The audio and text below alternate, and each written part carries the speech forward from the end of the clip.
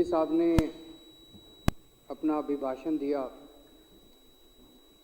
अगर आपने उनके अभिभाषण को देखा होता जब वो पढ़ रहे थे तो उनका भी थोड़ा सा सीना चौड़ा हो रहा था जब वो कह रहे थे मेरी सरकार बहुत पारदर्शी है, मेरी सरकार बहुत अच्छी है, आज़ादी के बाद से आज तक सबसे अच्छा काम मेरी सरकार ने किया, मेरी सरकार ने सारे क्षेत्रों में बहुत अद्भुत विकास किया। फिर उन्होंने एक एक क्षेत्र गिनाया कि शिक्षा में कितना अच्छा विकास हुआ, स्वास्थ्य में कितना अच्छा विकास हुआ। मैं उन्हें बस ये कहना चाहता हूं कि हम आपको और मौके देंगे सीना चौड़ा करने के, अगर आप हमारे कामों में टांग ना अड़ाएं तो। हम ये रोज रोज की खिचखिच नहीं चाहते, हम काम करना चाहते हैं। अब हमारे टीचर्स को दिल्ली के शिक्षा के क्षेत्र में इतना जो अद्भुत काम हुआ, मैंने, मनीष सिसोदिया जी ने, हमारे एमएलएज ने, हमारे मंत्रियों ने तो एक तरह से फैसिलिटेटर का काम किया। असली काम तो हमारे टीचर्स और प्रिंसिपल्स ने किया। उन्होंने कड़ी मेहनत की बच्चों के साथ। उनके अंदर जो जज्बा आया, वो उनको जो हमने ट्रेनिंग के लिए विदेशों में भेजा, हमारे टीचर सिंगापुर गए, फिनलैंड गए, कनाडा गए, जगह जगह गए, वो जब वापस लौट के आए, उनको जो एक्सपोजर हुआ वहाँ का, वो बड़ा शानदार था। तो अभी तक मेरे ख्याल से 1100-1200 प्रिंसिपल्स जो हैं वो अब्रॉड जा चुके हैं। अब दिसंबर में और मार्च में कुछ और प्रिंसिपल्स को जाना था, उसको एलजी साहब ने रोक दिया। एलजी साहब ने उन टीचर्स को विदेश नहीं जाने दिया। इससे किसका फायदा हुआ? किसी का फायदा नहीं हुआ, बच्चों को भी फायदा नहीं हुआ, शिक्षा का भी फायदा नहीं हुआ। सो मैं एलजी साहब को कहना चाहता हूं कि आपकी इन सारी अड़चनों के बावजूद हमने इतना अच्छा काम किया है। हमने एक दिल्ली डायलॉग कमीशन, डीडीसी पूरा नाम क्या है, Delhi dialogue and development commission बनाया। अभी दिल्ली में मोटे मोटे तौर पे बड़े जितने भी हमने काम किए हैं वो सारी पॉलिसीज पे रिसर्च और फाइनल पॉलिसी ड्राफ्ट वहाँ डीडीसीडी में बनता है। इलेक्ट्रिक व्हीकल पॉलिसी बनी और फेसलेस सर्विसेज की पॉलिसी बनी, डोर स्टेप डिलीवरी की पॉलिसी बनी, बहुत सारी पॉलिसीज बनी वहाँ पे। एक दिन एलजी साहब ने एसडीएम भेज के डीडीसीडी के वाइस चेयरमैन जास्मिन के दफ्तर को सील करा दिया, ताला लगा दिया। ये तो गुंडागर्दी है। इस तरह के काम कौन करता है? कोई संवैधानिक पद पे बैठा हुआ आदमी इस तरह के काम करे तो शोभा नहीं देता। इससे किसका फायदा हुआ? 6 महीने से दफ्तर बंद पड़ा है, जास्मिन काम नहीं कर पा रहा। किसका फायदा हुआ? किसी का फायदा नहीं हुआ। दिल्ली में 17,000 लोग रोज योग किया करते थे, योगा करते थे। हम उनको फ्री में योगा कराया करते थे। एक दिन आदेश पारित करके सबकी योगा क्लासेस बंद करा दी। इससे किसका फायदा हुआ? वो 17,000 लोग तो बद्दुआएं दे रहे हैं ना। वो हो सकता है एलजी को नहीं जानते, वो इनको बद्दुआएं दे रहे हैं। वो सोचते हैं बीजेपी वालों ने करा दी। किसका फायदा हुआ? ये सब मतलब इस तरह की रोज रोज हर चीज में टांग अड़ाना, हर चीज में टांग अड़ाना। अब लगे हुए हैं एलजी साहब, रोज ऊपर नीचे फाइल हो रही है। बिजली की सब्सिडी दिल्ली की बंद करके रहूंगा मैं। हम भी लड़ रहे हैं कि हम भी बंद नहीं होने देंगे, लेकिन पूरा शिद्दत के साथ लगे हुए हैं कि बिजली की सब्सिडी में बंद करके रखूंगा। क्या फायदा हो जाएगा एलजी को? एलजी को तो इतने बड़े महल में रहते हैं, पता नहीं कितने हजार यूनिट बिजली फ्री मिलती है। एक लोगों को 200 यूनिट बिजली फ्री मिल जाए तो तकलीफ होने लग जाती है। मेयर के चुनाव नहीं होने दिए। अल्टीमेटली सुप्रीम कोर्ट से उनको जब आदेश आए तो मेयर के चुनाव हुए, हम लोग जीते। जब हम लोग जीते तो सबको पता चला कि कितनी गलत काम कर रहे थे ये बीजेपी वाले एलजी साहब। दिल्ली का बजट रोक लिया। बताओ क्या फायदा हुआ दिल्ली का बजट रोक के? एक जरा सी एक फिगर इधर से उधर नहीं करी। Same budget, exactly same budget प्रस्तुत हुआ विधानसभा के अंदर। अहंकार है बस, अहंकार के अंदर बजट रोक लिया दिल्ली का 2 दिन। एक काम बता दो पिछले 8 साल के अंदर जो दिल्ली के एलजी ने अच्छा काम करके बताया, कोई अच्छा काम बता दो, एक काम, एक काम बता दो, आधा काम बता दो जो दिल्ली के एलजी ने अच्छा कराओ। तो चारों तरफ माहौल यह है कि दिल्ली का एलजी तो बेसिकली काम रोकने के लिए, दिल्ली को रोकने के लिए बनाया जाता है। मैं एलजी साहब को कहना चाहता हूं, सर आप गुजरात से आए हो, हमारे मेहमान हो, बाहर से आए हो, आपको दिल्ली का कुछ नहीं पता। मैं नहीं समझता कि उनको दिल्ली की 70 विधानसभाओं के नाम भी पता होंगे। मैं नहीं समझता कि उनको दिल्ली के कुछ सड़कों के नाम भी पता होंगे। तो आप बाहर से आए हो, गुजरात से आए हो, आपको दिल्ली का कुछ पता नहीं है। अफसर इधर की उधर पढ़ा देते हैं, इधर की उधर पढ़ा देते हैं, ये इनकी भी नहीं सुनते। ये भी बताते हैं जब मेरे को मिलते हैं, इनकी भी नहीं सुनते एलजी साहब। उनसे मैं कहना चाहता हूं कि थोड़ा सा मिलजुल के काम करो।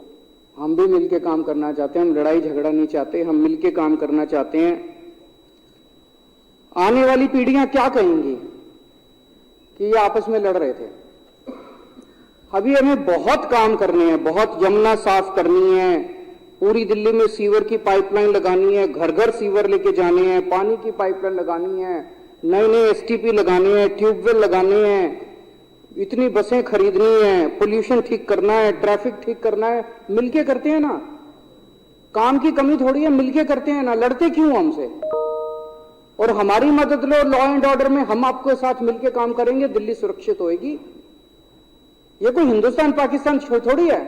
डीडीए में हमारे साथ मिलके काम करो, मिलके काम करेंगे, दिल्ली में अच्छा वो होएगा। ये डबल इंजन कहते हैं। जिस दिन दिल्ली के सीएम और दिल्ली के एलजी ने मिलकर काम करना चालू कर दिया, ये असली डबल इंजन की सरकार है।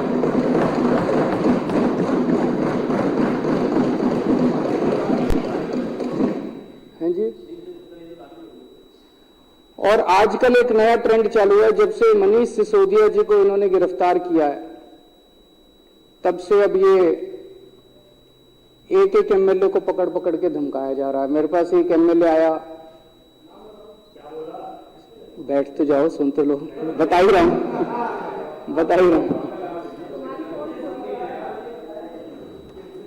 चोर की दाढ़ी में तिनका। बोला जी लोकल थानेदार आया था, वो कहता है जी एसीबी वाले आपकी इंक्वायरी करा रहे हैं, अगला नंबर आपका है। एक और एमएलए आया, बोला जी मेरे पास एक वॉलंटियर आया, बड़ा डरा हुआ, बोला सर आपसे अकेले में बात करनी है। मैंने कहा चल बता। बोला जी ये लोग बड़े खतरनाक हैं, बहुत गंदे लोग हैं, इनसे बच के रहना, अगला नंबर आपका। एक एक करके एमएलए को डराया जाता है। आपके पास आए हैं लोग, किस किस के पास आए हैं, है ना? मुझे तो आज ही विधानसभा में कौन कौन डरा हुआ आप में से? इनसे डरते तो नहीं हो? जेल जाने को तैयार बैठे हो? कौन कौन जेल जाने को तैयार बैठा, हाथ खड़े कर दे। मनीष सिसोदिया भगत सिंह का चेला है। मनीष सिसोदिया जेल जाने से नहीं डरता, इनकी जेल की सलाखों से नहीं डरते। और अगर कोई जेल जाने से डरता हो आप में से, आज आम आदमी पार्टी छोड़ देना। आम आदमी पार्टी में आयो तो सर पे कफन बांध के आयो। आम आदमी पार्टी में आयो, अपने अपने घर में बोल देना जेल जाने को तैयार रहो, ये जेल में डालेंगे सबको। यही कर सकते हैं यही कर सकते हैं ये। अभी बता रहा हूं तुम्हारे अच्छे काम क्या है। 2 मिनट रुक जाओ।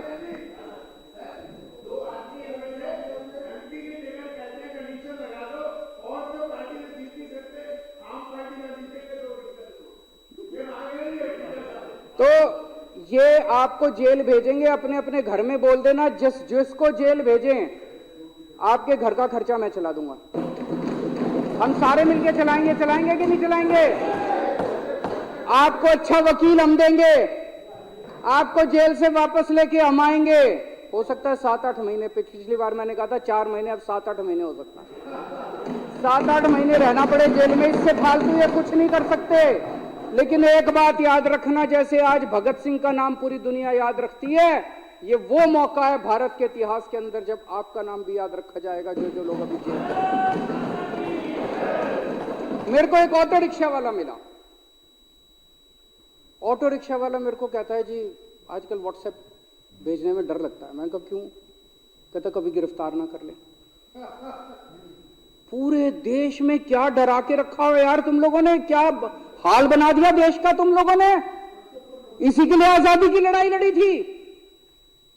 और अभी राहुल गांधी की सदस्यता तुम लोगों ने समाप्त कर दी।